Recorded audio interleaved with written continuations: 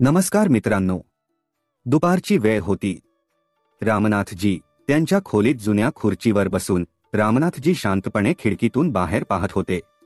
अचानक टेबलावर ठेवलेला मोबाईल वाजला. त्यांनी मोबाईल उचलला. तो त्यांचा बालपणीचा मित्र माधव होता. हॅलो, रामनाथ भाऊ बोलत आहात का? रामनाथजींनी हळू आवाजात उत्तर दिले. हो हो, बोल माधव, मी रामनाथच बोलत आहे. त्यांच्या आवाजात थकवा आणि असहायता होती. दुसऱ्या बाजूने त्यांचा बालपणीचा मित्र माधवचा आनंदी आवाज आला. अरे रामनाथ, मी माधव बोलत आहे. कसा आहेस मित्रा? मग अचानक रामनाथजी थांबले. माधवजी म्हणाले, एक मिनिट थांब रामनाथ, तुझ्या आवाजाला काय झाले? तो मंद, तुटलेला का वाटतोय? सगळे काही ठीक तर आहे ना? तू उदास का वाटत आहेस? काय झाले? रामनाथजी काही क्षण गप्प राहिले. मग एक खोल थंड श्वास घेत म्हणाले, माझ्या तब्येतीबद्दल मी तुला कसे आणि काय सांगू माधव. आज माझ्याच घरात मला गुदमरल्यासारखे वाटत आहे. माझ्या मुलांनी, हो माझ्या मुलांनी हे माझे राहते घर विकण्याचा निर्णय घेतला आहे. हे ऐकून माधव स्तब्ध झाला. तू हे काय मूर्खपणासारखे बोलत आहेस? रमेश आणि सुरेश ही दोन्ही तुझीच मुले, आणि तू या दोघांसाठी जे काही केले आहे ते मी स्वतःच्या डोळ्यांनी पाहिले आहे. आणि ते असे कसे करू शकतात? आणि तू यावर काहीच कसा बोलला नाही? रामनाथजी कडवटपणे हसले आणि म्हणाले, हो माधव, त्यांनी मला सांगितले की त्याला काही सरकारी कामासाठी काही कागदपत्रांवर सह्या हव्या होत्या. मी एक अशिक्षित माणूस आहे, पण मी त्याच्यावर विश्वास ठेवला. पण आता मला समजले की ते घर विकण्यासाठीचे कागदपत्र होते. माधवजी म्हणाले, पण का रामनाथ? तू ते घर का विकलेस? माधवचे शब्द अपूर्ण राहिले. रामनाथजी म्हणाले, माधव, आजकाल मुले कोणतेही कारण सांगत नाही. ते त्यांच्या पालकांना काहीही सांगणे आवश्यक मानत नाही. मला असे वाटते की कदाचित त्याला दुसऱ्या शहरात किंवा परदेशात नोकरी मिळाली असेल, कारण बऱ्याच दिवसांपासून त्यांच्यात काहीतरी कुजबूज सुरू होती, ज्याकडे मी फारसे लक्ष दिले नाही. साधारणशी त्यांची काहीतरी खासगी गोष्ट असेल म्हणून मी त्याकडे दुर्लक्ष करत होतो. त्यांचा आवाज अचानक मंद झाला. पण मी काल रात्री दोन्ही भावांचे बोलणे, मला दाराच्या मागून सर्व काही स्पष्ट ऐकू आले. सुरेश रमेशला म्हणत होता की तू बरोबर आहेस रमेश. आपले वडील आता त्यांच्या वयाच्या लोकांसोबत राहतील आणि ते तिथेच त्यांचे लक्ष केंद्रित करू शकतील. हे बोलताना रामनाथजींचे हृदय थरथरले. ते भूतकाळातील गोष्टींचा विचार करू लागले. ते स्वतः उपाशी झोपायचे, पण मुलांच्या पुस्तकांसाठी पैसे कुठून ना कुठून गोळा करायचे. त्यांनी आपली सर्व स्वप्ने त्यागली, फक्त या आशेने की त्यांची दोन्ही मुलगे एके दिवशी त्यांचे नाव उज्ज्वल करतील आणि त्यांच्या म्हातारपणात त्यांना आधार देतील. पण आठवणींची साखळी तुटली तेव्हा त्यांचे डोळे ओले झाले. आज ज्या मुलांना त्यांनी खांद्यावर बसवून आकाशाला स्पर्श करायला शिकवले होते, तेच त्यांच्या पायाखालची जमीन ओढत होते. त्याचे डोळे अश्रूंनी भरले. माधव म्हणाले, अरे तू मला मित्र म्हणतोस ना? रामनाथ, तू तुझे घर का विकलेस? तू तुझ्या म्हातारपणाचा थोडा तरी विचार करायला हवा होतास. मग मी छाती फुगवून म्हणालो की माझी मुले माझ्या म्हातारपणाची संपत्ती असतील, ते माझे आधार आहेत. पण शारदा बघ, आता परिस्थिती अशी आहे की ही मुले माझा आधार बनण्याऐवजी मला एखाद्या वृद्धाश्रमात सोडण्याचा विचार करत आहे. वा, काय वेळ आली आहे. बोलत असताना त्यांच्या डोळ्यातून अश्रू ओघळले. ते स्वतःला प्रश्न विचारू लागले, हीच माझ्या आयुष्याची कमाई आहे का देवा? हे मी केलेल्या संघर्षांचे परिणाम आहेत का? त्यांचा आत्मा वेदनांनी भरला होता. पण त्याच वेळी आत कुठेतरी बंडाची एक छोटीशी ठिणगी पडली. जर मी तुमचा मार्ग सोपा करण्यासाठी सर्वस्व खर्च केले असेल, तर आज मला अनोळखी समजण्याचा अधिकार तुम्हा दोघांना कोणी दिला? दुसऱ्या दिवशी सकाळी जेव्हा ते जागे झाले तेव्हा ते पाणी घेण्यासाठी स्वयंपाकघरात गेले. तेवढ्यात स्वयंपाकघराबाहेरून आवाज येऊ लागले. रमेश आणि सुरेश एकमेकांशी बोलत होते. रमेशचा आवाज ऐकू आला, सुरेश, आपली सर्व तयारी झाली आहे ना? सुरेशने उत्तर दिले, हो रमेश, आपण बाबांना तिथे घेऊन जाऊ. हे ऐकून रामनाथजींच्या हातातून पाण्याचा ग्लास खाली पडला. त्यांचे हृदय इतके वेगाने धडधडत होते की त्यांना श्वास घेणेही कठीण झाले. त्यांचे मुलगे खरोखरच रामनाथजींना कुठेतरी पाठवण्याचा विचार करत होते, आणि तेही कालपर्यंत.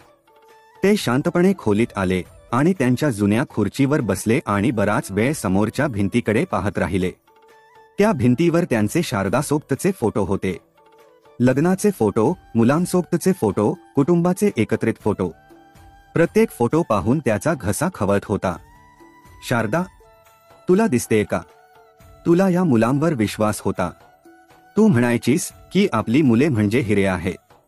म्हातारपणी तेच आपला आधार बनतील. त्यांचा आवाज तुटला आणि स्वतःशीच म्हणाले, आज तुला दिसतेय ना शारदा, ते दोघेही आपला आधार कसे बनत आहे. त्यांच्या गालावरून अश्रू वाहू लागले. ते अश्रू पुसण्याचा प्रयत्नही करत नव्हते. तेवढ्यात त्यांचा धाकटा नातू आर्यन धावत आला आणि म्हणाला, आजोबा, तुम्ही का रडत आहात? रामनाथजींनी पटकन त्यांचे अश्रू पुसले आणि नातवाला त्यांच्या मांडीवर बसवले आणि म्हणाले, काही नाही बेटा, माझ्या डोळ्यात काहीतरी गेले होते. आर्यन म्हणाला, आजोबा, माझी आई आणि बाबा उद्या तुम्हाला कुठेतरी घेऊन जाणार आहे असे म्हणत होते. निरागस आर्यनने असे सांगितल्यावर रामनाथजींचे हृदय पुन्हा तुटले. आता घरातील मुलांनाही कळले. त्यांनी मुलाच्या डोक्यावर प्रेमाने हात फिरवला. हो बेटा, तुझ्या आजोबांना एका लांबच्या प्रवासाला निघायचे आहे. आर्यन म्हणाला, मग तुम्ही परत कधी येणार आजोबा? रामनाथजींकडे या प्रश्नाचे उत्तर नव्हते. ते गप्प बसले आणि त्यांनी त्यांच्या नातवाला मिठी मारली. आज त्यांना असे वाटले की कदाचित ही त्यांच्या नातवाला मिठी मारण्याची शेवटची वेळ असेल. ते म्हणाले, कदाचित मी परत येऊ शकणार नाही बेटा. त्यांनी स्वतःशी विचार केला, कदाचित ही आपली शेवटची भेट असेल. मग ते स्वतःशी म्हणाले, उद्या मी इथून निघून जाईन. मला माहित नाही की ते मला कुठे घेऊन जातील आणि सोडतील.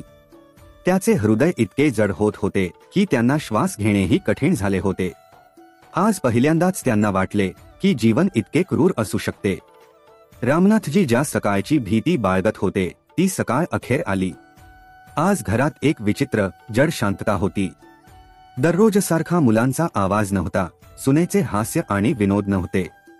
फक्त एक अव्यक्त तणाव होता. रामनाथजींचे डोळे घरातील प्रत्येक वस्तूकडे पाहत होते, जणू ते त्यांना कायमचे त्यांच्या आठवणींमध्ये कैद करू इच्छित होते. दुपारच्या सुमारास रमेश आणि सुरेश त्यांच्याकडे आले. दोघांच्याही चेहऱ्यावर एक विचित्र गंभीरता होती. त्यांना डोळ्यांचा संपर्क साधता येत नव्हता. रमेश खूप हळूवारपणे म्हणाला, बाबा, तयार व्हा, आपल्याला इथून दुसरीकडे जायचे आहे. रामनाथजींनी त्यांच्या चेहऱ्यावर एकही दुःखाच्या सुरकुत्या येऊ दिल्या नाहीत. त्यांनी मनात ठरवले होते की ते मुलांना विनवणी करणार नाहीत किंवा त्यांच्या समोर रडणार देखील नाहीत. ते हळूहळू उठले आणि त्यांच्या खोलीत गेले. त्यांनी एक छोटी कापडी पिशवी उचलली, ज्यामध्ये त्यांनी काल रात्री शारदाचा जुना फोटो, एक छोटी भागवतगीता आणि त्यांचा चष्मा ठेवला होता. फक्त हेच सामान ते सोबत घेऊ शकत होते. जेव्हा ते खोलीतून बाहेर आले तेव्हा त्यांना त्यांच्या सुना किंवा नातवंडे दिसली नाहीत. कदाचित त्यांना मी जात आहे याची पर्वा नाही असा विचार करून त्यांचे हृदय खूप जड झाले. रामनाथजींनी त्यांच्या संपूर्ण घराकडे शेवटची नजर टाकली. आज त्यांना सर्व काही परके वाटत होते, जणू ते दुसऱ्याचे घर आहे आणि ते फक्त एक पाहुणे आहे ज्यांची जाण्याची वेळ आली आहे. ते दाराकडे जाऊ लागले. प्रत्येक पाऊल त्यांना डोंगरासारखे जड वाटत होते. त्यांचे हृदय मागे वळून त्यांच्या मुलांना एकदा शेवटची मिठी मारावी असे वाटत होते आणि त्यांना असे सांगावे की मला कुठेही पाठवू नका, मला तुम्हाला सोडून कुठेही जायचे नाही, मी तुमच्याशिवाय दुसरीकडे राहू शकणार नाही. पण त्यांच्या स्वाभिमानाने त्यांना रोखले आणि ते काहीही न बोलता दाराबाहेर जाऊ लागले. रामनाथजींनी एक दीर्घ श्वास घेतला आणि घराच्या उंबरठ्यावरून बाहेर पडले. गाडी बाहेर उभी होती. गाडीत बसताच त्यांना असे वाटले की त्यांनी स्वतःच्या हातांनी त्यांच्या घराचा दरवाजा कायमचा बंद केला आहे. गाडीच्या काचेतून खिडकीतून बाहेर पाहताना रामनाथजींना असे वाटत होते की त्यांचे घर, त्यांचे जग आणि त्यांचे अस्तित्व सर्वांच्या जीवनातून हळूहळू निघून जात आहे. त्यांचे हृदय बुडत चालले होते. ते मनाशी विचार करू लागले की ते वृद्धाश्रम कसे असेल. अनोळखी भिंती, अनोळखी लोक लोखंडी पलंग असलेली एक छोटी खोली, आणि तिथे माझ्यासारखे आणखी बरेच दुर्दैवी वडील असतील जे त्यांच्या मुलांची वाट पाहून कंटाळले असतील.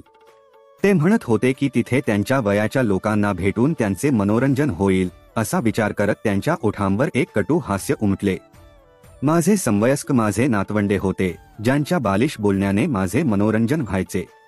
एक म्हातारा माणूस मुलासारखा होतो. त्या अनोळखी लोकांमध्ये मी मनोरंजन करेन का? धाडस एकवटून त्यांनी एक प्रश्न विचारला जो त्याचे हृदय फाडून टाकणारा होता. ते म्हणाले, बेटा, मला सांग की तू मला कुठे घेऊन जात आहेस? सुरेश म्हणाला, बाबा, फक्त काही वेळ. मी थोड्या वेळाने तुम्हाला तुमच्या सर्व प्रश्नांची उत्तरे मिळतील. गाडी गर्दीच्या रस्त्यांवरून निघून महामार्गावर आली. रामनाथजींनी विचार केला, ते मला किती दूर घेऊन जातील? कदाचित अशा ठिकाणी जिथून मी परत येऊ शकत नाही. त्यांनी डोळे मिटले आणि सीटवर डोके ठेवले. आता त्यांनी स्वतःला पूर्णपणे नशिबाच्या स्वाधीन केले होते. त्यांचे मन शांत नव्हते तर सुन्न झाले होते. काही वेळाने गाडीचा वेग कमी झाला आणि ती एका मोठ्या लोखंडी गेटसमोर थांबली. सुरेश दार उघडत म्हणाला, बाबा, आपण आलो आहोत, आता खाली उतरा. रामनाथजींचे पाय जमिनीवर गोठल्यासारखे वाटत होते. त्यांना उठण्याची हिंमत नव्हती. त्यांना असे वाटले की जणू काही एक जल्लाद त्यांना फाशीच्या तख्तावर घेऊन जात आहे. थरथरत्या हातांनी त्यांनी दाराचा आधार घेतला आणि बाहेर आले. त्यांनी एक दीर्घ श्वास घेतला आणि त्यांचे अंधुक डोळे वर केले. रामनाथजींचा श्वास क्षणभर थांबला. समोरचे दृश्य पाहून त्यांच्या पायाखालची जमीन सरकली. त्यांच्या समोर एक मोठे जुने कडुलिंबाचे झाड होते. हे तेच झाड होते ज्याच्या फांद्यांवर ते आपल्या मुलांना झोका बनवून खेळवायचे. तेच झाड ज्याच्या सावलीत शारदा स्वेटर विणायची. त्यांचे मन सुन्न झाले, हे कसे शक्य आहे? नंतर त्यांनी गेटच्या मागे पाहिले आणि जे पाहिले त्यामुळे त्याचा आत्मा थरथर कापला. त्यांच्या पायाखालची जमीन सरकली. हे वृद्धाश्रम नव्हते, तर ते होते त्यांचे जुने वडिलोपार्जित घर. तेच अंगण, तेच तुळशी वृंदावन, ज्याच्या प्रत्येक विटेत त्यांच्या आणि शारदाच्या आठवणी होत्या. ते पुतळ्यासारखे अवाक उभे राहिले आणि त्यांच्या डोळ्यातून अविश्वास आणि अफाट आनंदाचा उबदार प्रवाह वाहत होता. तेवढ्यात रमेश आणि सुरेशने दोन्ही बाजूंनी त्यांच्या वडिलांना आधार दिला. रमेशचा आवाज भावनांनी ओला झाला. म्हणाला, बाबा, आम्ही सगळे तुमचे जग तुम्हाला परत देण्यासाठी आलो आहोत. हे सर्व दृश्य पाहून रामनाथजी काहीही बोलू शकले नाही. त्यांचे अश्रू अजिबात थांबत नव्हते. हात जोडत ते मुलांना म्हणाले, खरंच तुम्ही दोघांनी हे सर्व माझ्यासाठी केले. ते फक्त रडत होते. रमेश म्हणाला, बाबा, तुम्ही हे तुमचे स्वतःचे घर आमच्यासाठी विकले आणि तुमचे हे घर तुम्हाला परत मिळवून देणे हे आमचे कर्तव्य आहे. आणि त्यासाठीच आम्ही आपले शहरातील राहते घर विकले आहे, जेणेकरून येथील या आपल्या जुन्या घराची व्यवस्था चांगल्या प्रकारे व्यवस्थित होईल. रामनाथजी म्हणाले, पण मुलांनो, तुमचा व्यवहार पाहून मला वाटले होते की तुम्ही मला वृद्धाश्रमात पाठवाल. रमेश म्हणाला, नाही बाबा, आम्ही असा विचार कसा करू शकतो? बाबा म्हणाले, पण बेटा, तुम्ही दोघेही माझ्या वयाच्या लोकांसोबत मला सोडण्याबद्दल बोलत होता. मी हे स्वतः ऐकले होते. सुरेश म्हणाला, बाबा, जेव्हा आम्ही म्हणालो होतो की जर तुम्ही तुमच्या वयाच्या लोकांसोबत असाल तर तुम्हाला बरे वाटेल, तेव्हा आमचा अर्थ असा नव्हता की वृद्धाश्रमातील अनोळखी लोकांसोबत राहावे. आमचा अर्थ असा होता की तुमचे बालपणीचे मित्र राऊत काका आणि देशमाने काका जे अजूनही त्याच परिसरात राहतात. माफ करा बाबा, आम्ही तुमच्यापासून हे सर्व काही लपवले, कारण आम्हाला हे सर्व काही तुमच्यासाठी एक सरप्राईज द्यायचे होते. आम्हाला तुम्ही तुमच्या मुलांकडे, तुमच्या लोकांकडे परत यावे अशी आमची इच्छा होती. रामनाथजी काहीही बोलू शकले नाही. ते फक्त त्यांच्या मुलांच्या चेहऱ्यांकडे पाहत होते, ज्यात त्यांच्या वडिलांबद्दलचा पश्चाताप आणि अपार प्रेम दिसून येत होते. त्यांनी त्यांच्या दोन्ही मुलांना घट्ट मिठी मारली. आज त्यांचे अश्रू असहायतेचे किंवा दुःखाचे नव्हते, तर अभिमानाचे, दिलासाचे आणि आनंदाचे होते. ते लहान मुलासारखे रडत होते आणि त्यांचे मुलगे देखील त्यांच्या वडिलांसोबत रडत होते. तो अश्रूंचा संगम होता, जिथे सर्व तक्रारी वाहून जात होत्या.